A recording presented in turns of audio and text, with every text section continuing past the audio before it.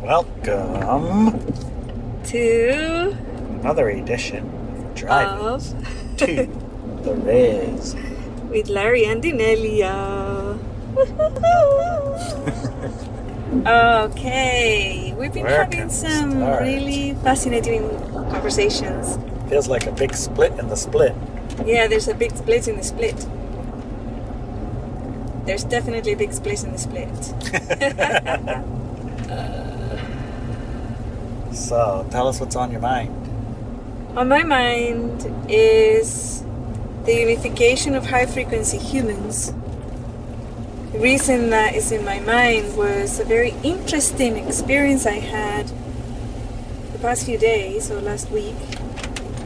Right, we went to the Global Ascension Center, right?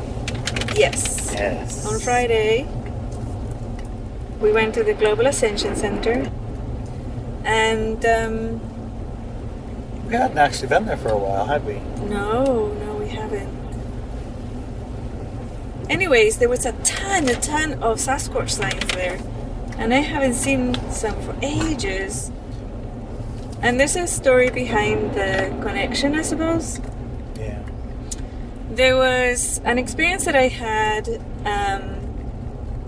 on the Sasquatch, and the full story is on our monthly call for April. The monthly call for April in walkwithmenow.com. So if you want to hear the whole story, just join walkwithmenow.com and download the monthly call for April. Yeah, For it's the a whole long story. It's a very long story. But anyways, the other day we were at the Global Ascension Center, which is in Washington, walking around. It's 3 acres of Gaia sacred land. And there was Sasquatch signs everywhere. And I started taking photos, and then it occurred to me, and I had a very, very distinct message of, hey, you agreed that our signs and our communication were private. Private, yeah. Right, so it's not for sharing. I mean, the Sasquatch are invisible to us, most of us, not by coincidence, but Yeah, they by don't want to design. be. They don't want to be exposed to everyone and interact with everyone, right? Correct. They don't want to be. I'm going to be moving this. All that sound is a rainstorm that started now that we started recording. It's okay. A little rain don't hurt. A little rain don't hurt. Makes everything green. Right now we're in an explosion of green. And an explosion of rain. So the previous conversation was that, they really don't want to be pursued, they don't want to be photographed, they don't want to be known by the larger collective. Yeah, and I think they're probably used to anytime they make a contact with somebody, for the most part, the first thing they do is start taking pictures and, try and show everybody else, hey, look, there's Bigfoots. Yeah, And and it's like, they must get tired of it. so I hadn't seen any signs or felt them for a while. And actually, our signs of went away after Todd came around. That's true. Yeah. And he is on a mission, right, to show the world Sasquatch images and pictures. And protect them. Yeah, to protect them. Show everyone they're real to protect them. Which doesn't make sense. But anyways, It makes some sense. You can't protect something that you don't even think exists. when it comes to environment, I suppose you're right. Yeah, that's his mission. Okay, anyway. Sidetracked. So basically, when I looked at it, I thought, wait, I said, the reason I'm taking this is because I started snapping photographs as soon as I Yeah, saw as soon as we saw the sign, it's like, wow, look at this, I gotta take a picture. Yeah. It was so woven, it was so impossible to naturally fall like it. It was woven intentionally. Together. Yeah. And there were push downs. Yeah. There was no way for them to be pushed. I mean, they had to be pushed down. Somebody had to push them down. There's nowhere a wind could push a tiny little tree in the middle of a whole bunch of big trees over.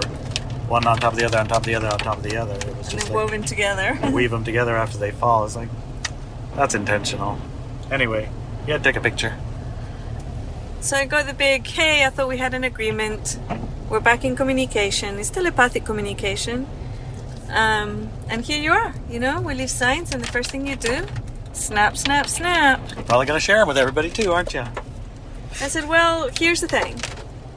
If we want to create a planet that is highly supportive at an environmental level of all the species here, which is what we want, right? Right, that's what we're after.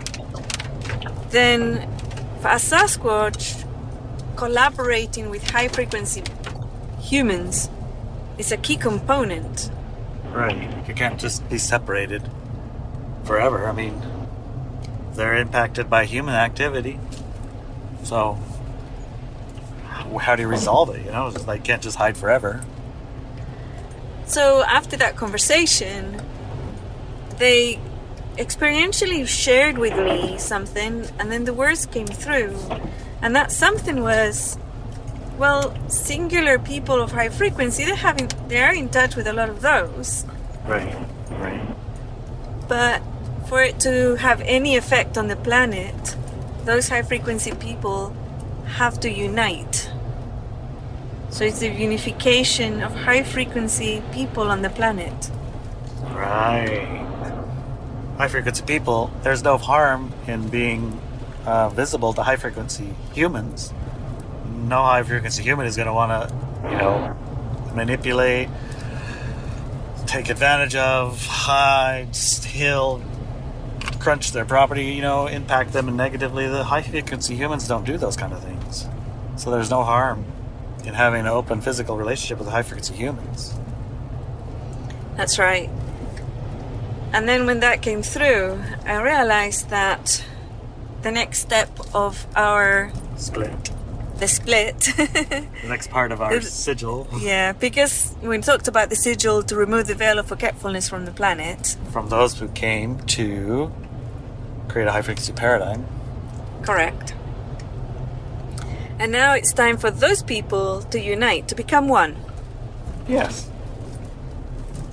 That can happen in so many different ways, and it is happening. But I still detect from working at this level and working and knowing thousands of people who are high frequency and awake, I know there's challenges, and I know there's personal stuff that's going on, and I know that people are so used to being lone wolves, which is what was needed before, that unifying and creating new systems, it's like a push. You have to be pushed into it.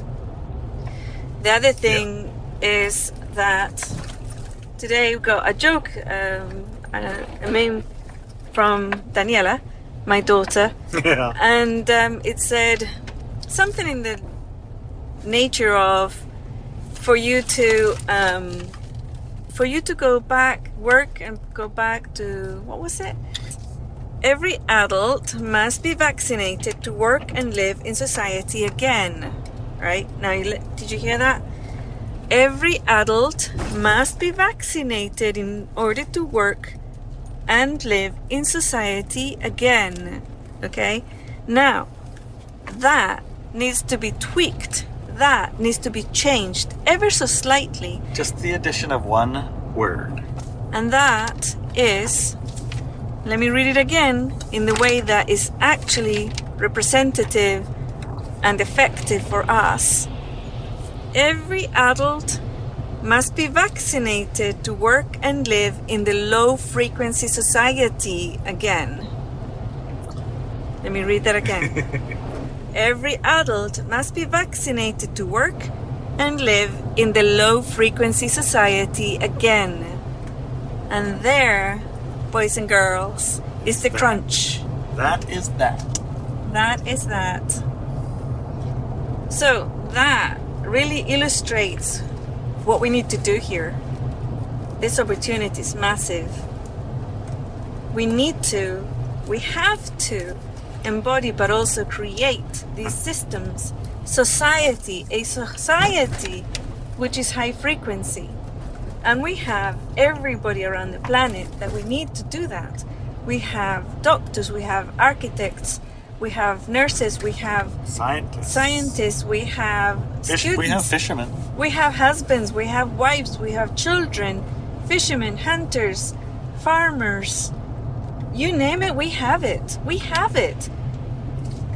basically create the reality you enter if you don't get a shot. We need to organize ourselves. We have social activists, right? We have lawyers. We have all these individuals. We can step in mass. We can step out of that low-frequency society and their structures and create our own. And some of the things that are in that structure that's low frequency, they belong to us. We paid for them. We take those with us, right? So we really need to start looking at this. We need to gather and put together teams of individuals that, and also like at a law level, lawyers, solicitors, and all these type of individuals who know about how to reclaim or claim what's ours and step up, do it. Actually create these structures and society, a new society around the world. So, yeah, this is the next part of it. We can do it, and I know we can do it. Otherwise, we wouldn't have manifested the split right now. It's a story. Yeah. So, yeah. What do you have to say about that, Larry? Well, that's what we're doing. It's happening. How are we doing it? We're driving to the res. That's how we do it, honestly. We do it by We drive to the res, we talk about it, we share inspiration, thoughts, and ideas, and then we go do that stuff with our high-frequency friends. We don't, as I saw today, worry about waking people up. We worry about finding our people. Yes. They're already awake. Mm-hmm. The sigil worked. Yeah. Now it's time to find them. Which means be findable. Which means be who you are. Don't be apologetic for your knowings. I mean, today I watched a doctor with 7 hospitals. 7 hospitals he owns. Who has spent 2 months hid away in quarantine while his hospitals were dealing with this pandemic. And at the end of about 2 months, he finally realized all of the terrorizing things that he'd been watching on the news didn't match in the slightest bit the things that were happening in his hospital, his own hospitals. But it took him 2 months. Completely not matching. Right. Reality didn't match the reality he was being fed. But he still took 2 months to realize it. But at the end of 2 months, he realized it. He's like, I cannot hide and pretend that what I see on the news is what I'm seeing in my own hospitals, 7 of them, in a giant place with tons and tons of people. There's not anything happening here. And all of my friends who own hospitals, and I call them and they say the same thing, there's nothing happening there. And the things that I see on the TV say that it's terrible and it's horrible, but it's not. So what am I going to do with that? I guess all I can do is share the facts of what I have in my own practice, which he did. And 10 million or 20 million people later, when he expected maybe 15 people will probably see that, he's got an entirely different life. He's something like a figure of, this is what it is. Just say what it is that you see. Be who you are. You don't need to hide. Mm-hmm. Now he's findable. And I promise you, a month ago, if you had went to look for an awakened, aware doctor, he would not have looked like it. He would have been hidden away in his own house, hiding away from his own hospitals, practically speaking. Yeah, he did that for 2 months, right? Yeah, basically he was operating his hospitals from his house, sheltered in place with masks all over the house and disinfectant everywhere to make sure that he didn't die from this infection, right? When there's nothing going on in his hospitals, all of the hospital's empty. There's nobody there. So, yeah. State your truth. Then you're findable. Be findable, and then, like you told me last time, when somebody's standing there with a big sign saying the end of the world is coming, it's not really to convince everybody that the end of the world is coming. It's just to convince the people that know that the end of the world is coming that they're not alone. Yeah, exactly. And you're not alone. You have to put her mask on, don't you? Oh, yeah, I do. That's why we stopped. Yep. So we're coming to the rest. We're nearly there. We had stopped to put Lucy's mask on so she doesn't kill the guards at the rest door. Yeah, but we got on a roll, so Yeah. now we'll stop again. Okay, we'll stop again. Yeah, earlier we talked about how we felt that their split is split. Well, there's a second part to the split. Right. And the first one was to wake up, right? And really embody the new paradigm, start constructing our new systems. That's really important. That's still going. Yeah. This is what we need to do. But this part, the second part, is about uniting, right? Becoming one. All the light workers of the planet. Finding each other. Finding each other, becoming one, okay? We need to think of ourselves as a tribe. And we need to unite. So, yeah, we decided to do a card reading for this second part.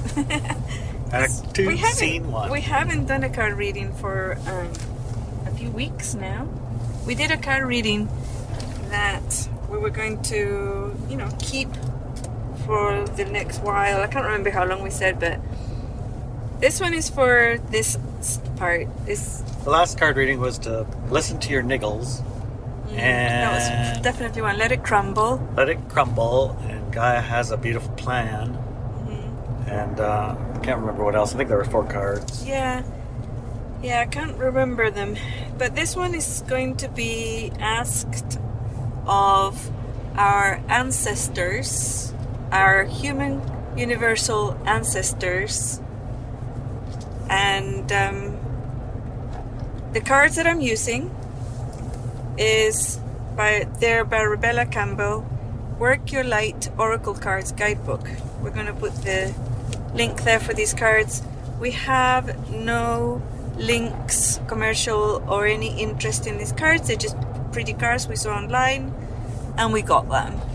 Yes. And they're very pretty, they're very nice, and we use like them. Yeah, we like them. That's why we use them. Plus, I can't find my favorites. I don't know where they are. My favorite cards, I can't find them. Alright, so we're going to ask them about giving us... How many cards shall I pull, honey? I think you should pull 2 cards minimum, 4 cards maximum. Okay, so I'm going to do 2 cards minimum for max. I think we'll do 2. Okay, 2 cards that will allow us to focus or guide us. Actually, I think it's guiding.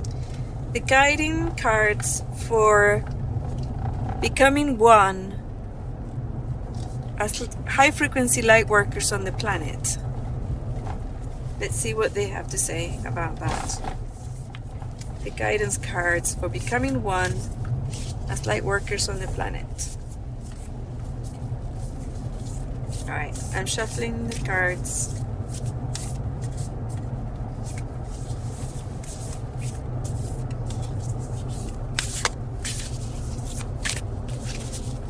Shuffling. Whoa! One jumped. One jumped out. Okay, that's one. I've never seen a card jump out like that before.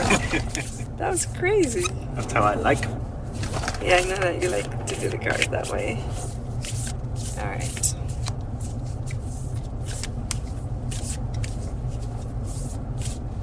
Okay.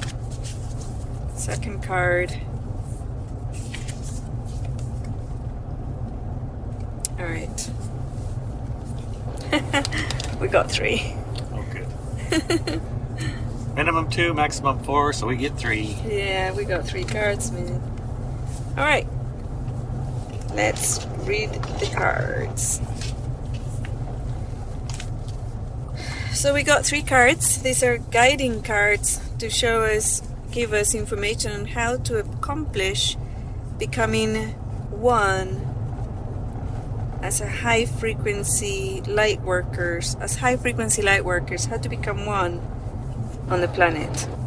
We really need to unite in order to become powerful and effective in taking back our planet. The first card is called Answer the Call. What is your soul calling you to do? So Lightworkers, yes, very straightforward. Lightworkers, answer the call. You're being called. Yeah. The second one is deep replenishment. Retreat, rest, be held. So gather your energies. Gather your energies. The third card is called the Age of Light. You've been training for this for lifetimes. Lifetimes. All right, let's see. This is really exciting. I very, very much like your reading. I know, this is amazing. These are great. All right, let me read what the cards say. I'm going to read them in the order they were pulled. Okay. Your guidance is divinely guided. You're being called to answer the call of your soul. It may be scary. It might not make sense. But if you trust your soul's yearnings, you will live a life beyond what your mind could possibly imagine. Answering your soul's calling is not a one-time thing, rather a lifelong dance. Deep down, you already know what you long for, what your soul yearns for. Whatever you're called to do, that is your calling. Don't overthink it. Don't wait for permission. Just say yes. Most people are waiting for a step-by-step plan before they take the first step. But intuition doesn't work like that. It takes faith and courage to answer the call of your soul. And that's why most people don't do it. But you're not most people. You're in exactly the right place to answer your calling now. You don't need to know the whole plan. You don't even need to know where it is leading. You just need to take the next step. No one has had the complete, perfect plan. There is no end destination. There is no right or wrong way to do it. And you do not need permission from anyone else. Sometimes, the more resistance we have around answering our soul calling, the more important it is to our soul's growth. Okay, you have your marching orders. And you don't need permission. You don't need permission. Just say yes. Just unite, man. Just unite. Even have that intent. I am one with all other high-frequency light workers on the planet. Do it. And then go and create or find your tribe. Okay, the next one is replenish. Deep replenishment. Retreat, rest, be held. The most selfless thing you can do is to fill up your own inner well. When we're running around half-filled, we subconsciously look to things and people around us to give us the nourishment and nurturing that we so deeply crave. Nothing can grow in barren lands. You're no good to anyone if you're running on empty. The feminine is bountiful, fertile, and rich. Tend to your own well and watch as the amount you have to give multiplies. If your inner well isn't full, you will find yourself craving things from the outside world to fill it. This is our body's instinctive way of reaching for the grounding and nurturing that we're not allowing ourselves. What nourishes you? What refuels your body? What is the nectar for your soul? What brings you back to life? What is your secret medicine? What makes you feel abundant and fertile, overspilling with life? It may be gardening, arranging flowers, getting a massage, using luxurious essential oils, snuggling up on the couch, hiking, sipping a good coffee at your favorite cafe, attending a women's circle, reading about sacred sites, spontaneous bike rides, walking along the beach, or yin yoga. What nourishes you is your medicine. When you give yourself the medicine that you need to be nourished, you nourish all those around you, for there is more than enough to go around. Do something that deeply replenishes you.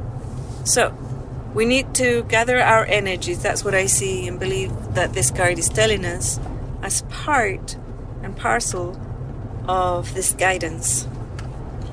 basically be responsible for filling your energy. Yeah.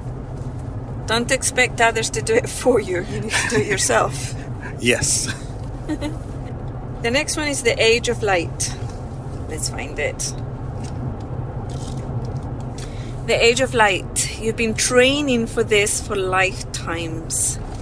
Mystics and sages throughout the ages have predicted this period in history, and you decided to incarnate in the middle of it. There's no mistake that you are supposed to be here at this time of great change. If you ever feel unprepared or daunted by the path that is calling you, know this. You've been training for this for lifetimes. You're way more than the days that have breathed through you in this life. You're also all of the lifetimes that came before. All of these experiences have polished your soul into the most magnificent expression that is your authentic self. Your soul has many facets. Imagine a fingerprint. Your soul is 1,000,000 times more intricate than that.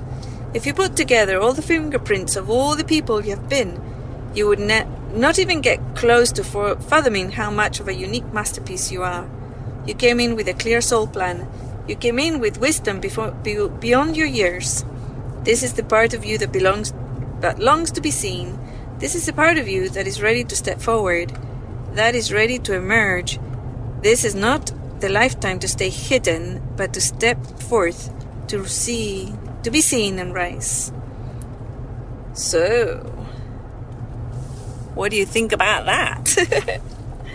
The age of light. It's the time, man.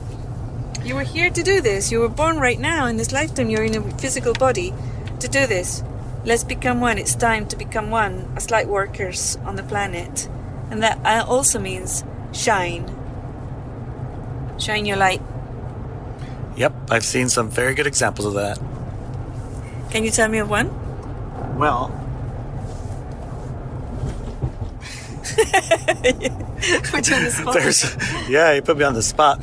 The one that I have in mind is the one that we talked about earlier, is a doctor boy who spent so long stuck in his quarantine, wiping everything down with his rags, and antiseptics and masks in his own house. And he basically, I think, responded quite favorably to having the sigil that awakens those with their reason for being here, high frequency, high paradigm. And he decided to be seen, and he was seen, and he is being seen.